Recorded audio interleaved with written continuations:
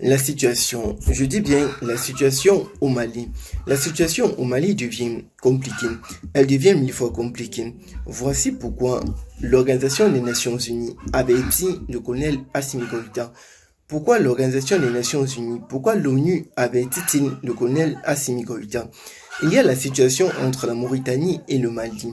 La vérité concernant les groupes terror-djihadistes qui se déroulent avec beaucoup de méfiance au niveau de la frontière Mali-Mauritanie, Mali-Côte d'Ivoire et aussi Mali-Burkina Faso. L'Organisation des Nations Unies, l'ONU décide ainsi, à travers son porte-parole, de lancer un avertissement envers le colonel Assimi Goïta. Voici pourquoi l'Organisation des Nations Unies décide enfin d'avertir le colonel Assimi Goïta. Le colonel Assimi Goïta n'en a pas fini avec les groupes terror-djihadistes. Il n'en a pas fini avec les groupes terror-djihadistes. D'autant plus que en Mauritanie et au Mali, il y a des discussions entre le colonel Assimi Goïta et le président de la Mauritanie. Il y a les discussions entre le colonel Assimi Goïta et le président de la Mauritanie.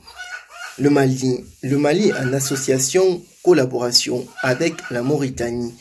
Pourquoi le président mauritanien tend la main au colonel Assimi Goïta après des mois de crise? La crise continue toujours au Mali entre les groupes terror-djihadistes et le colonel Assimi Goïta. Entre les groupes terror-djihadistes et le colonel Assimi Goïta, la crise continue toujours. Et voyons ainsi cette étendue de crise qui apparaît déjà sur les réseaux sociaux entre le colonel Assimi Goïta et la Mauritanie, sans oublier l'Algérie. Le président, encore le médiateur de l'Organisation des Nations Unies, le médiateur des Organisations des Nations Unies, lance un avertissement au colonel Assimi Goïta. L'Organisation des Nations Unies lance un avertissement au colonel Assimi Goïta, président du Mali. Mais que va-t-il se passer en réalité? Que se passe-t-il? Que se cache-t-il? Que se cache-t-il aussi? L'avertissement lancé concernant le cas du colonel Assimi Goïta avec l'Organisation des Nations Unies. L'Organisation des Nations Unies ne tolère pas du tout ce qui se passe entre le colonel Assimi Goïta et les groupes terror-djihadistes, surtout au niveau de la frontière avec la Côte d'Ivoire. C'est pour cela que l'ONU décide ainsi de lancer un dernier avertissement. L'ONU lance un dernier avertissement au colonel Assimi Goïta. Le colonel Assimi Goïta avertit par un dernier avertissement de l'Organisation des Nations Unies.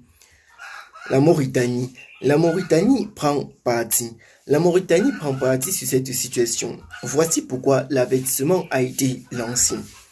Du côté de la Mauritanie, avec le Mali, le président de la Mauritanie tend ainsi la main au colonel Assimi Goïta après des mois de crise.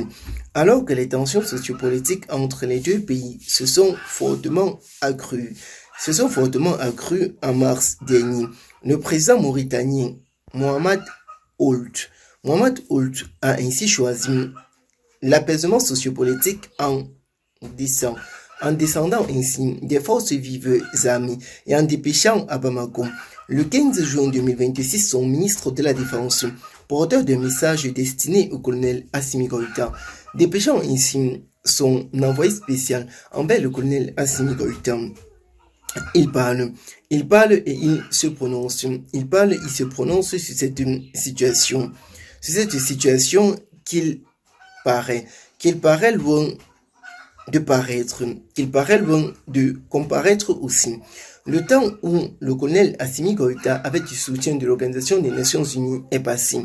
Maintenant, l'Organisation des Nations Unies s'oppose du pied ferme au colonel Assimi Goïta, surtout avec son alliance qu'il a signée avec le président de la Mauritanie. Le président de la Mauritanie et le président de l'Algérie. Le colonel Assimi Goïta en difficulté parce que l'Organisation des Nations Unies a décidé de tourner le dos à ce dernier. L'Organisation des Nations Unies décide ainsi de tourner le dos au colonel Assimi Goïta. Quel avenir pour le Mali?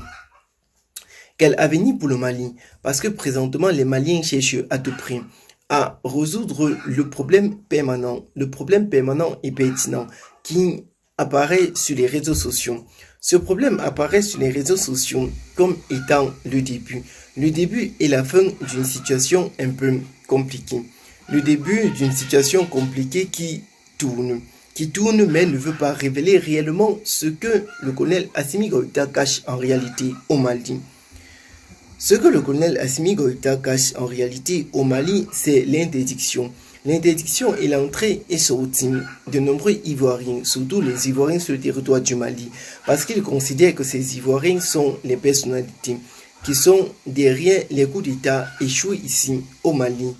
Pour cela, nous allons revenir sur cette situation dans la prochaine vidéo. Nous allons mieux vous éclaircir, mieux vous détailler ce qui se passe en réalité entre l'Organisation des Nations Unies et le colonel Assimi Goïta.